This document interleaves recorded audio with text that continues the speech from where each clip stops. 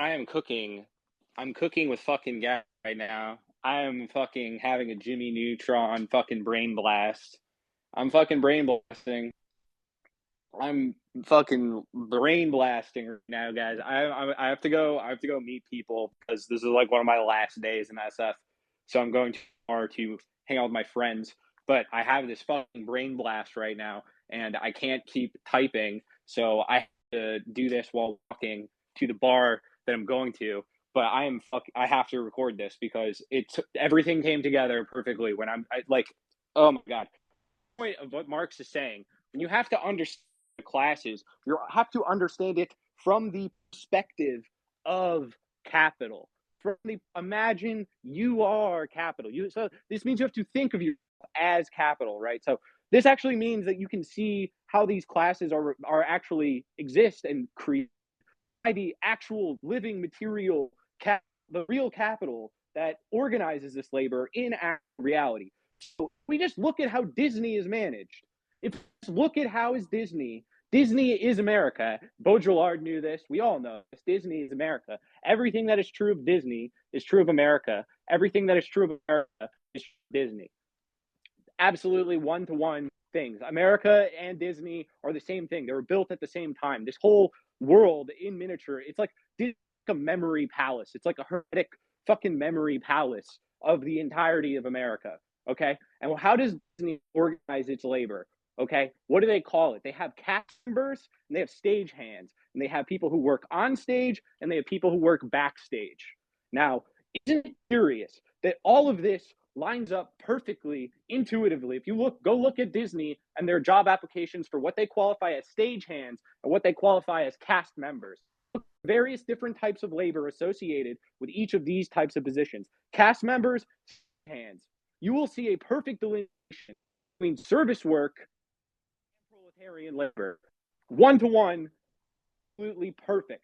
absolutely perfect model for understanding how class is actually materially produced in the world, because that's how it's materially produced in fucking Disney World, folks. Oh my god.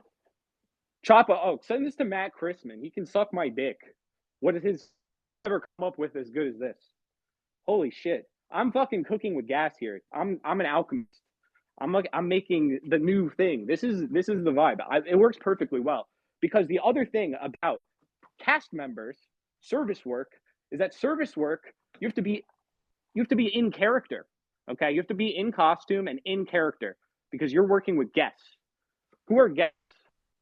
They're guests to the hypothetical reality of this purely commercial space that's Disney World.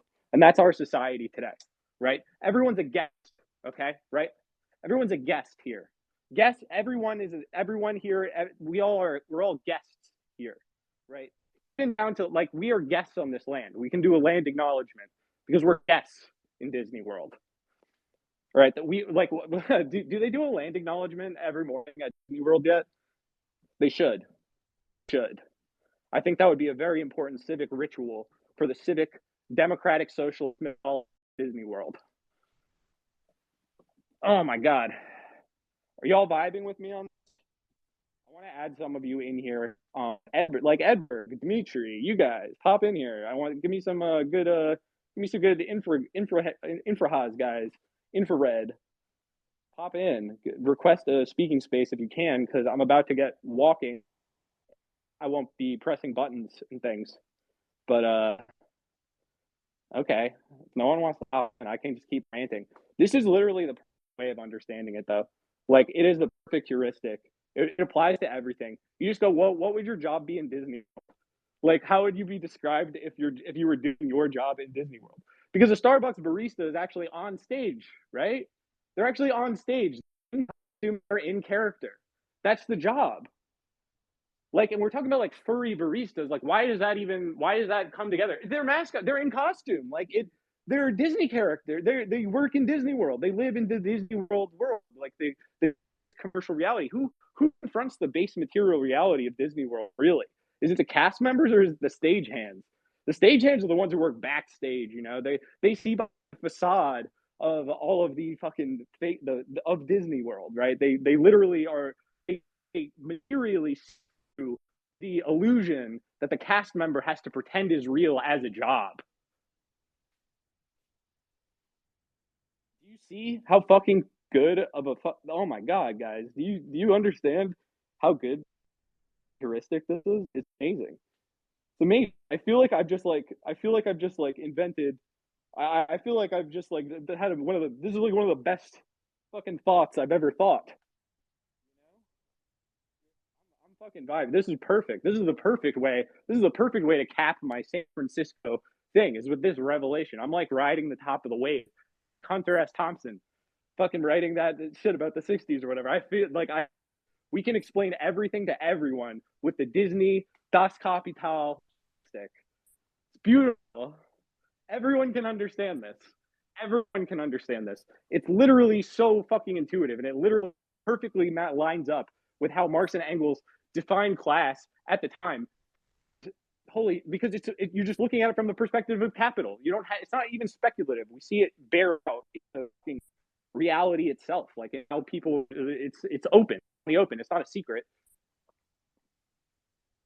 It's not a secret that we have cast members and we have stagehands. Okay, it's Disney World. We all love it here. The happiest place on earth, god fucking damn it. You're gonna act like it. You're gonna fucking act like it's the happiest goddamn place on earth because your fucking job on it, pal. Alright? Alright, your job fucking depends on it. Yeah, the truck driver doesn't have to fucking put on the Mickey Mouse smile, does he? The truck driver working backstage in Disney World, he doesn't have to put on the mouse ears, does he? He doesn't have to say it's the happiest goddamn place on earth. He can curse it under his fucking breath if he wants. He's not going to offend any guests. He's not a. He's not in character. You feel me? I love this. This is my new favorite thing to do is to do a space while just walking down the street like a psychopath. Beautiful. So a Lindy walk, but talking. Yeah, no, this is way better than a Lindy walk. I'm making content while doing it. I'm not just like being a stoic and like trying to wistfully think nothing. I'm a fucking man. Isn't that what IRL streamers on Twitch do? Yeah. Is this, but just not on Twitter?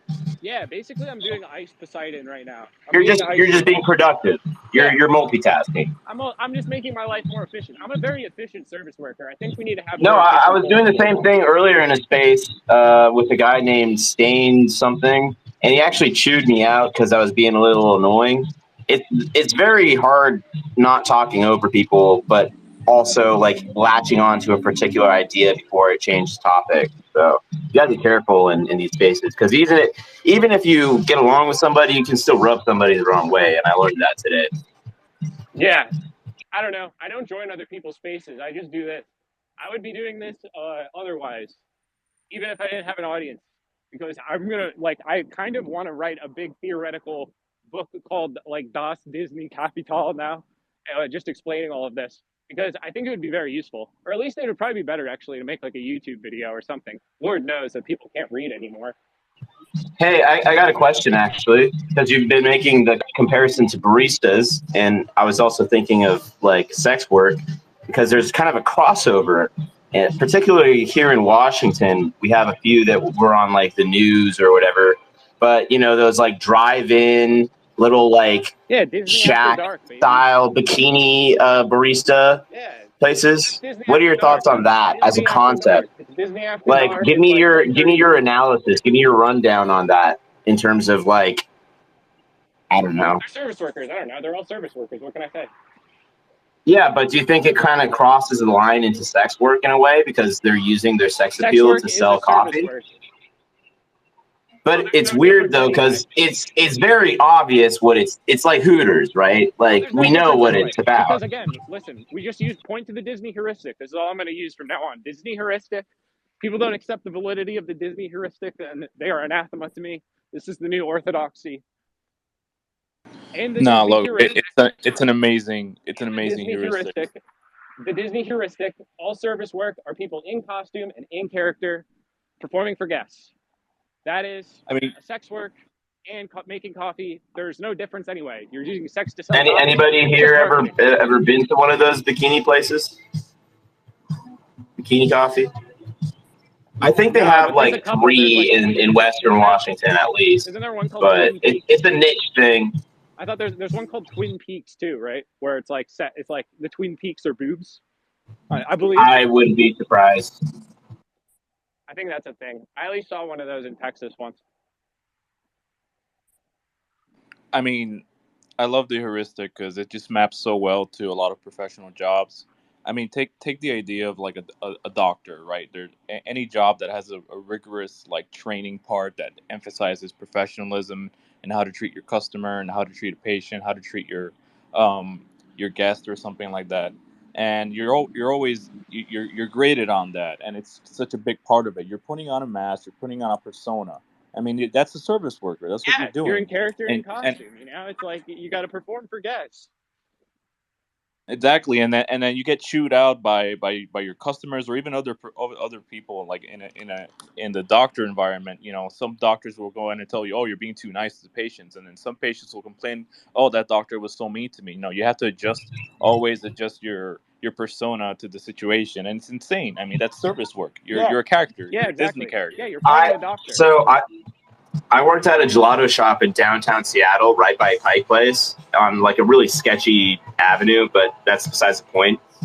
We had to speak basically in upspeak, like, "Hi, how are you?" Like that level of performativeness. Yeah, that's not. It fucking sucked, dude. Like, imagine. Do you think anyone in Marx's time, like, how many people in Marx's time really had that as a job requirement? It was extremely rare at his time period, which is why people have such an anachronistic understanding of class, because they're taking it completely out of context, not realizing that the vast majority, like, you know, there wasn't that much service work at the time. Service work was like for the elite, but we've created so many more, like we've created like so much surplus capital that like everyone's getting serviced, you know? So it's like, yeah, the proletarians can go on vacation, but like now there's less and less proletarians, and it's like, who's going on vacation here? You know, who are the guests who come to America? Like, what is like we just attract foreign capital, you know? We're entertainment for the bourgeois of the rest of the world in another sense, like in Disney World. You feel me? Plus, my job. So there's downstairs area where the kitchen was, and also the manager's office, and then the upstairs area, which was the actual restaurant portion. But there was a surveillance camera on us at all times that was just a direct feed to the fucking manager's office downstairs. Yeah, that's so it was very fucking Foucault panopticon shit. Exactly. But we have this type of like distributed panopticism because everyone else is also trying to enforce everyone else to remain quote unquote in character, right? When you're on stage, when you're working on stage in front of guests, you have to remain in character and in costume. And everyone's enforcing this on each other all the time. Like, that's why I've created such a shitstorm. All of these people are telling me that I'm like not in character, right? I'm talking like a stagehand on stage. You know, I'm talking like someone who works mostly backstage on stage, you know, and I'm offending all of the cast members by telling them that they're not stagehands, that they're not. It was also a place that didn't accept idle time. Like, no matter what, you had to be like, "Oh, go wipe down the windows because they're slightly smudged," or like, "Oh, like no phone time whatsoever. Just the classic, you know, 5 minute and then you're 30 or I think it was a 10 and a 30. I don't know, but very on the clock, you know, 12 plus 3 to make it minimum wage bullshit." But whatever. That's just my experience. That's just one service job of many. I'm just trying to think of more interesting combinations of labor, because you can see in Disney even where things get more and more like merged, where it's like this seems like proletarian labor, but it's actually like kind of the performance of proletarian labor as part of the the setting and scenario for the entertainment of guests. You know what I'm saying? Like if you work in a museum as a blacksmith, like for people to come and like you're teaching people about it or whatever, you know what I mean? You're not like actually a blacksmith. You're like playing the role. You do blacksmithing work, but primarily as your like character work. You know, like Townsend's and Sons, like on YouTube. You know, like he's primarily like an actor in a way. He's primarily like, you know, in character. Like that's the job, the nature of service work in general. That's why it's so tired. That's why people get so pissed doing it, is because they have to play a character like every single day, and that's fucking tiring. If it's not you, if it's like not authentic. I mean, that's why people are so like insane and depressed and everything because they're always putting on a character. I It's mean, you part of have their. all They these have to. anonymous. They And when have you to. incorporate people doing like TikToks at work, then it becomes even more hyper reality, right? Yeah. Well, everyone's Exactly. performing their job. You know what I mean? In that sense, like, and like looking busy, right? McLuhan had a great bit about this, right? Where, I forget what it is. Like the Pope hears, God is going to return, and he's like, "Well, what do we do?" And he says, "Look busy." That's what we're all doing. Is in our economies, everyone's got to look busy. That means you got to like perform. You got to, and that also means keeping up the pretense that your labor is productive. I have a question, Logo. Like, is this tied into this insane like anxiety about competition in the millennial generation and beforehand? Like this insane Yeah, we're rise all and just we're all being in this anxious together, about guys, right? competition. Like it's like all the cast members when you're on stage, you're all like, well, we're all in this together, right? Like we're all on the same team, right? Cast members, and we're like, yeah, we're all on the same team when you're on stage, and then you're backstage and you're like, this fucking bitch like just lied to me to our boss so that she can get better shifts, you know? Like, but you're not going to talk about that on stage. I was thinking maybe you could talk or go a bit deeper on the differences between the competition anxiety between like proletarian labor and just It's not. service No, no, work. no, no, no. What the thing is there isn't actually any real competition anxiety. What there is an arms race between being hyper competitive and performing the pretense of like absolute neutrality at the same time. You have to be absolutely innocent and the most like Machiavellian schemer there is at the same time. That's what we do, right? All of these people who are like they're totally not trying to advance their careers, right? That's totally not what they're Oh my doing. God! Yes, They're like, we're all on yes. the, like, aren't we all on the same team? I think this is in the best interest of everyone, but it's really in their best interest. And then everyone's just stabbing each other in the back, Yes, but and you that's what know that's this, what but you can't service say work is it. like. Yeah, because you have to be in character. That's just perfect. It It's works perfect. for everything. I'm literally like so enthused with myself right now. This is what I do it all for. I do it all for these moments where I'm like, holy shit, this makes so much sense. I got like a tingle down my spine. It's the eureka moment. Yeah, I get them all the time. It's great. That's what I live Epiphany. for. I'm like a junkie for that, really. That's what Nabokov said. You gotta be. You gotta be searching for things, searching things out with the tip of your spine. Well, I like that concept of flow in psychology, where it's something that requires attention, but also requires skill, but also, you know what I mean? Do you know that concept? There's like a spectrum of it. Flow. Fugue state. So someone in my comments called this a fugue state when I'm like, posting about the same thing for like days in a row or whatever. But I find that those are really productive because I'm getting hit from like a million angles or whatever. So I have to refine like what I'm really trying to say, like through like this like adversarial like virus attack. So in some way, this is what William Blake meant when he said like, corporeal enemies, these fucking people, but their constant attacks actually refines my intellect here. So like I've come to this point where I can now like way better explain it than I could 2 days ago. I have the perfect way of explaining it now. I didn't have that before. They fucking pissed me off enough to come up with this fucking weapon to kill them all. That's really what it is. Spiritually, I mean. You got to stew on it. You got to stew on it. Spiritually. This is a spiritual weapon. I don't want to hurt them. I want to free them. I want to actually arm them with this themselves once they come around. But, that's how I see things. Karmic justice. Spiritual warfare. Absolute, total spiritual warfare. Total mobilization in spiritual warfare. That's my platform. Unleash the productive capacities of spirit in its entirety. That is my politics, my friends. And that means death to Disney World America. Death to Disneyland. Death to Disney. The show will end. The end of history really is like the curtains closing on Disneyland. That's the fear of the American empire. Is the curtains close on Disneyland. what happens The next? show must go What on. happens next? What happens next is America, the real America. That's what happens next when the curtains close on Disneyland. No logo, but the show must go on. Oh, we'll have a new show, but we're gonna write it. That's the idea. That's the idea. No more of this cringe Disney bullshit. We're gonna have a way better narrative. Way better. It's all chintzy and cheap now. We're gonna make it way better when we take it. I honestly do believe that's true. Like, I think you got to have a communist vision for what we do at Disneyland. I think that's the most important thing because it applies to the rest of the country, obviously. Once you figure out what you do with Disneyland, then you figured it all out. So the whole goddamn thing is Disneyland. The whole fucking thing. I'm in Disneyland right now. I'm in San Francisco. This is very well themed. I like this part. You know, it's very, very quaint. I like the cast members I see around here. Every once in a while, though, you see they let some vagrants in, and I don't like that. So, where are the homeless in Disneyland? Backstage, certainly. Certainly not on stage. They're not cast members. No, sir. They're not guests either.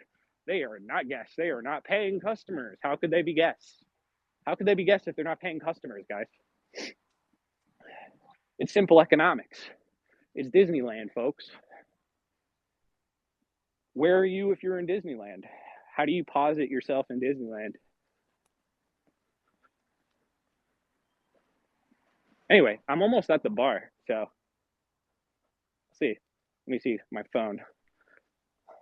Anyone want to strike some flint? Oh, okay, cool. I got requests. I'll let you guys in. Yeah. Whew. I'm cooking with so much gas right now. You Hey, feel me hello. though? Hello. Howdy. How's it going, Logo? It's going great, man. Have you received the revelation of the Disneyland hermeneutic? Oh, dude, I just tuned in earlier, or I was in earlier, and I had to cut out real quick, but I'm back. I just wanted to say your analysis is spot on, man. Where I Thank you. work right now, management is just, they love to draw the comparison. Like, our business has to be like Disneyland. So, like, I It's just the wanted, model. like, yeah, literally, yeah, It's the the model. happiest place So, on earth. It's the happiest yeah, place on earth. they want all the guests to come in, It's the peak and in utility, man. It's the happiest place on earth. yeah. So I just wanted to bring that up, dude. You got your finger on the pulse. It's good stuff, as Nice. always. All right, Well, peace thanks, out, man.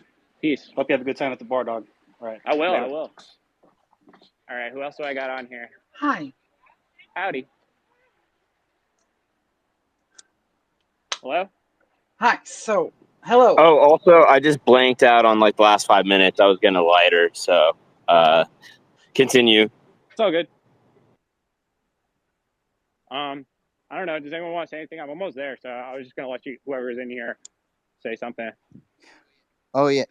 I was just gonna say, like, all the stuff that you've been posting about over the last few days has been like, everything's clicking into place, and this Disney World stuff is like so fucking spot on. I mean, you were talking earlier in a space that was really good, and you were talking about how Starbucks is a brand that is selling you an experience rather than just coffee. And that is like so fucking spot on that, I have a book about marketing, and there's a whole chapter about Starbucks. Yeah, obviously. So I made anyone a who knows thread. anything about marketing knows this, Yeah. Well, have you seen Nathan Fielder's Dumb Starbucks? I incorporated that into that what shit's I was so saying. funny. Yeah.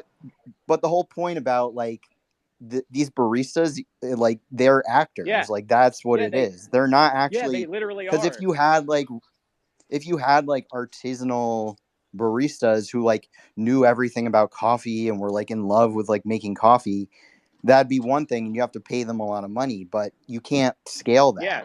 And what they're trying to do is have like a mass market People LARPing for artisanal products, but you can't have a mass market for artisanal products. So instead, it's all like this fake. You're basically paying actors That's To what the treat you, baristas are. They're they are to actors. to sell you the illusion of your own affluence. Hey, Yeah, I don't want to exactly. derail the current topic, but I do have a quick point to make. Is that Yeah. cool? Okay, so my high school AAP US government teacher, his dad was actually a professor at some East Coast university. His name was George Ritzer, and he was a sociologist, a famous published sociologist, and he had a concept called McDonald'sization. If I were you, I would look I know into what you're that. talking about. Yeah. It's yeah. So his son was my high school AP US Oh wow. gov teacher, and he was a fucking deadhead. He was cool. Like he was I just don't a know about fucking deadheads, man. We could talk about that if you want, but hey man. Well, he had like a string cheese incident, like fucking tapestry on the wall, and yeah. like little Simpsons figurines and shit. Like he was a cool I guy. don't know. I'm just a little skeptical of the Yippies. Especially, I'm like the most. You'd have to meet him. Mr. I'm Ritzer sure he's a nice guy. he was the I'm sure he's shit. a nice guy. But yeah, McDonald'sization. Look into that by George Yeah. Ritzer. It's a sociological concept. I think it ties in pretty neatly Yeah. here with I mean, your McDonald's Disney and World Disney kind of analogy. are created at the same exact time. In fact, they have like a lot of really early corporate partnerships. I mean, Adorno goes all into this, right? I mean, kind of, but Adorno doesn't also. But Adorno's too much. Adorno's like more like the social democrat here, where they're like, he's like just he's just disgusted with everything. He's just always disgusted with everything. I don't really like Adorno, frankly, because he doesn't really have. So you're more of a Panglossian Yeah, optimist? yeah, absolutely. I'm an optimist. I think this is the best of all possible worlds. I think it's fucking hilarious that we live in the curtain closing on the Disneyland empire. It's an endless source of hilarity to me. Like I just walk around and it's Well, fucking hilarious. I think the key is like tying this stuff back into deindustrialization, because that's what it's all about. Is like what all these Unabomber theorists, Manifesto, baby. what all these theorists like, what they miss is that it's all tied to deindustrialization and deproletarianization. And that's why this conversation is so important, to talk about what kind of work people are doing. Yeah. And people are getting so upset, People are sick of acting. oh, just I'm doing work. You're mad at me because I'm a worker. But it's like, and what you've been saying is like, you want people to have meaningful work. Yeah. You don't want them to just be I want them to be free from actors and being in Disneyland. Unless they really want to do that. I think there's some people who like really like service work, particular types of service work, and it's like really fulfilling to them. I just don't think that's true of most of the people doing service work that now, and especially the service work that they're doing. Well, and like if they're like you've mentioned before, like I think service work for actual like working proletarian people is way better than like serving some rich asshole who's just like lick my ass. It's like really like the ideal of like a truly like benefit. You don't want to do some office admin job. That shit sucks. Listen, I'm saying just fucking I've got timetables and shit. I've got a vision here, so I'm saying I've got something to ask before this ends. One sec.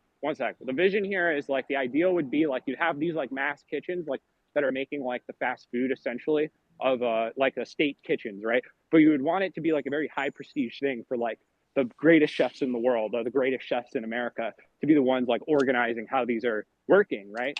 Like that's like the ideal of America, is that like you could go anywhere in a city and get like the cheapest meal you could find would be like really high quality stuff that would be produced by this, like having like this sort of basic level like that is like the ideal, I think. If we're gonna make something like if you're gonna have Disneylandification, make it one for everyone. Actually Disney right now, their whole price structure is literally just like it's so fucking insane. Disney's such a perfect reflection of the class system in every single fucking way. It's all unfolding in my mind right now. Anyway, last things other guys got to say. I got like 3 blocks. Hi. Yeah. Okay, so I've got a question for you. So, I only just saw this Disneyland analysis. So, question: do you consider stagehands to be proletarian labor? Yeah, then stagehands are proletarians. Cast members are service workers. Are you familiar with the history of IATSE, the stage labor union? No, I don't really care. I don't care about service worker unions. Well, okay, so I'm part of IATSE. Have been for years. One of the things that I want to bring up here, IATSE, the backbone labor union, only was able to exist because Actors Equity struck with them. When they first went on strike, the Broadway theater owners just hired scabs, and their negotiations got nowhere until an actress got hurt on a scab-built stage that collapsed, Yeah, so and what you're Actors saying, Equity joined the what you're strike. saying is essentially that And so, proletarian interests tail the interests of the service sector, and that's how you see things going. Is well, that you actually improve conditions for the hang service on, sector, no, and then that can then it's improve conditions for proletarians. But the proletarians ideally oh are no, no, supposed to no, that's tail not them. how I see Oh, it. okay. What I don't know. what I see is that the service, the front end, is it can prop up the back end, like, because at the end of the day, Yeah, like, service the workers can Broadway help show proletarians. can't Yeah. go on, like, the Broadway show can't go on without actors. Well, the thing is, right, is that You you're know, you can have effectively. stagehands Here's the do problem. things all day If you long, but actually, if there's no all right, actors, the problem is that you actually are taking this metaphor to be the reification of what reality, like at like how things ought to be. Like so what you're doing is you're replicating these capitalist relations like into infinity. You think that the show must go on, and it must go on, and then what by it must going on means that there has to be a distinction between cast members and stagehands, and there will always be a distinction between cast members and stagehands. Whereas what I'm saying is that we want to eliminate the position of cast member entirely to dissolve the dialectic between guests and cast members. All right, and everyone will be a stagehand. Okay, that's what I'm saying. But so, okay, here's something. That's what I'm What saying. I'm seeing here is what I've seen in the analysis, as it pertains to Starbucks. I've been also obsessing about this, like, as just about as long as you have now. You kind of started it. So, what I'm seeing is a distinction where you are saying that it is proletarian This is a labor distinction in the eyes if it of is capital. involving. This is a distinction in the eyes of capital, and that's the only Yes, distinction that matters. yeah. So productive versus unproductive labor, No, right? that's What not I'm what I'm saying. seeing, I'm saying it's well, entirely, they're managed entirely differently. They're treated entirely differently by capital. Capital, in every single case that employs both service workers and proletarian laborers, designates them on different parts of its pay sheet because they're paid out in different ways. Marx and Engels explain all of this, and everyone chooses to misread it and misunderstand it, but it's very clear. okay, well then, where? In the Grundrisse and theories Like, of what? surplus labor, like this is the thing. You're going to make me go Okay. step by step I mean, to that's correct what all of your misunderstandings. Like, I'm walking to the bar. I'm not going to go step by step and correct all of your misunderstandings right now. I mean, I've read these. Well, I posted a bunch of things to you and have been You getting haven't given ignored. me anything because you're not understanding my point, okay? You're just misunderstanding what I'm saying, okay? You're arguing about whether or not something is doctrinaire, blah, blah, blah, whether I can quote and like cite every single thing. I don't care about that. I care about whether or not things are true, okay? So you can either tell me how what I'm saying isn't true or nothing. So the thing that I see is that that commodity that is being created, the coffee, This is already boring cannot me. This is already boring me. realize This is already boring me because you're not making. I already made the distinction between cast members and stagehands. You can use my terminology now or not because I have figured it out and you haven't. You obviously haven't figured it out. So if the only thing that matters is from the viewpoint of capital, so you can ask me questions and I can teach you. But I didn't contract your services. Wait, you're contracting my services. Am I allowed to ask questions or not? You're the customer of me, and guess what? I don't think the customer is always right. I think you're wrong. So if you can tell me how you think I'm wrong and how you think what I'm saying isn't true, I might listen to you if it seems constructive to me. But you're not constructive to me. You're literally a distraction right now. You're boring me. You're not saying anything interesting. You're not saying anything ultimately meaningful. You're just misunderstanding. Everything you're saying is emerging from your fundamental misunderstanding of what I'm saying. And I don't care enough about you to sit here and correct all of your misunderstandings because you have no faith in good faith towards me whatsoever. You're not extending a charitable hermeneutic to what I'm saying. So why should I extend it to you? It's very simple. I don't respect you. You have no authority. You have no authority over me. I have authority over you. That's why you're talking to me. Why are you here if I don't have any authority over you? You can leave. Please do. I'm here because you see me I as wanted an to try to authority. seek clarity. Yeah, exactly. So do you want to learn from me, or I'm- do you want to try to teach me something? Because you're not going to teach me a goddamn thing. You got nothing to teach me. You're not even allowing me to I didn't ask my you. question. I didn't. Yes, you have. From the way you worded your question, I already know that it's based on a fundamental misunderstanding of what I'm saying. It's that simple. I know that. You don't. You're coming to me for me to teach you. I didn't ask anything of you. Okay? I'm a service for you. All right? And I'm not going to teach you what you want to be taught. I'm going to teach you what I know to be true. Okay? Do you get it?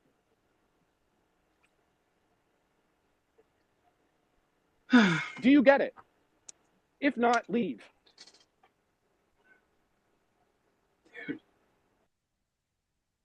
Cool. Well, I'm at the bar, guys. It's been a great time. Peace out.